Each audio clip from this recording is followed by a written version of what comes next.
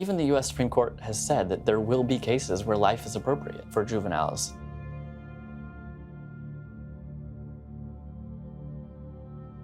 Crystal was thrown out of her house. She needed a place to stay. She couldn't stay at Ron's house because you can't have a girl living in your house, not when you're a teenager. So he didn't really know what to do. So he got a job to try to help her find a place that he could pay the rent. I think at the time, Ron thought he was doing the right thing, but he's a kid and he's still going to school, and to try to go to school and deal with your home life and to have a job and take care of your girlfriend. I think all of these factors were very overwhelming for him.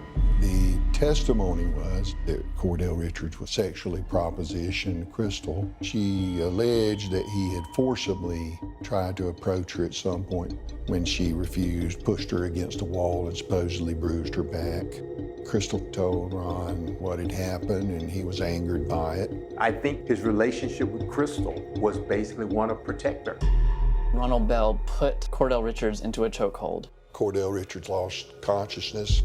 They rolled him into a rug, put him in the back of their car. They took him to a remote area, tied his hands, chained him to a tree, and took turns hitting him with a baseball bat. Both girls beat him with the bat, and Ron took the bat and pointed the bat to the sky and said, "Look at me, I'm Babe Ruth." And then struck Cordell as hard as he could several times in the head. We have blows to the sides of the body, the back, the shoulder blades just shattered. Extensive fracture. He was brutalized. They beat him almost to death. And then, according to Renee, Crystal said,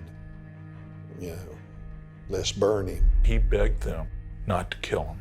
They burned him alive. And then they left him. The trial lasted for 3 days. The boy was 17, the middle girl was 16, the youngest girl was 15. And I think to have young people involved in a crime like this, it's just, we just didn't understand that. When the trial was over, Crystal Maestas received a life sentence without parole.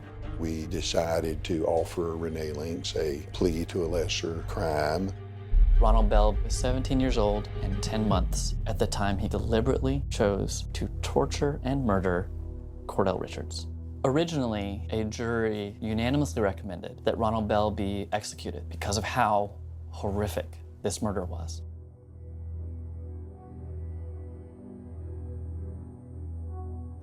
A few years ago, the US Supreme Court determined that juveniles cannot be sentenced to a mandatory life imprisonment. We now have to have this new sentencing hearing, and so the victim's family relives this, and it takes a toll on them.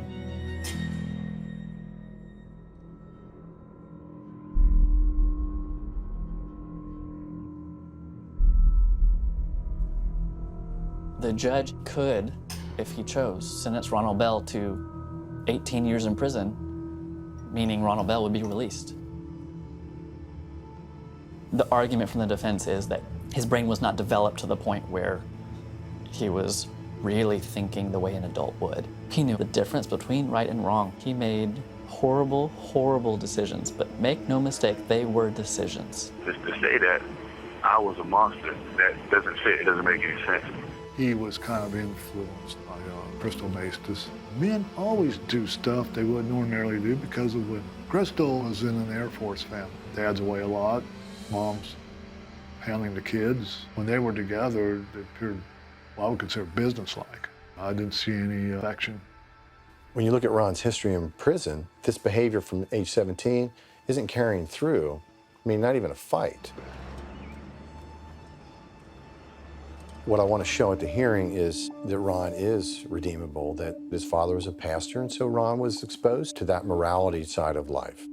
I'm gonna say this as a man of God, as a minister. I can't change what happened, but I'm asking that one day they did find it in their heart to forgive. Ronald Bell, he made choice after choice in that 2-day period. The entire process took extensive planning and showed goal-oriented decisions. This is the man who ended Cordell Richards' life. Judge, this defendant deserves a sentence of life imprisonment.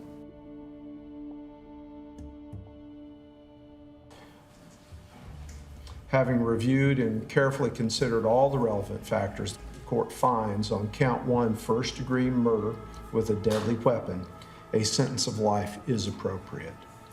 Therefore, the court sentenced you, Ronald Bell, to life imprisonment for the murder of Cordell Richards.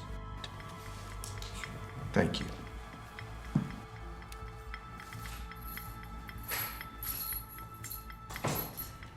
Make no mistake, Crystal Maestas was very much involved in this. She was participating, contributing, giving ideas.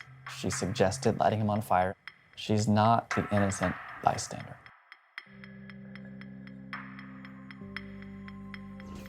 Have you prepared a letter that you wanted to read to Mr. Richards' family?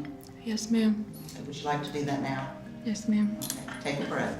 I realize I'm probably the last person you'd like to be hearing from, and I can't blame you.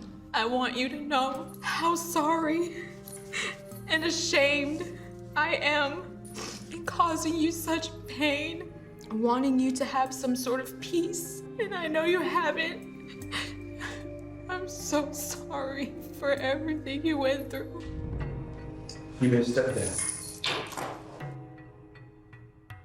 Cordell Richards. He was beaten, he was dragged in the middle of the woods, he was set on fire. I think when the court considers the heinousness of this crime, this all screams for a continued sentence of life without the possibility of parole. The court has considered the evidence relating to the offenses, the defendant's youth and attendant circumstances. After carefully considering the record, the testimony, evidence, and the arguments from the defense and the state presented at the resentencing hearing, the court finds on count 1 first-degree murder with a deadly weapon, a sentence of life is appropriate. Therefore, the court sentenced you, Crystal Maestas, to life imprisonment for the murder of Cordell Richards.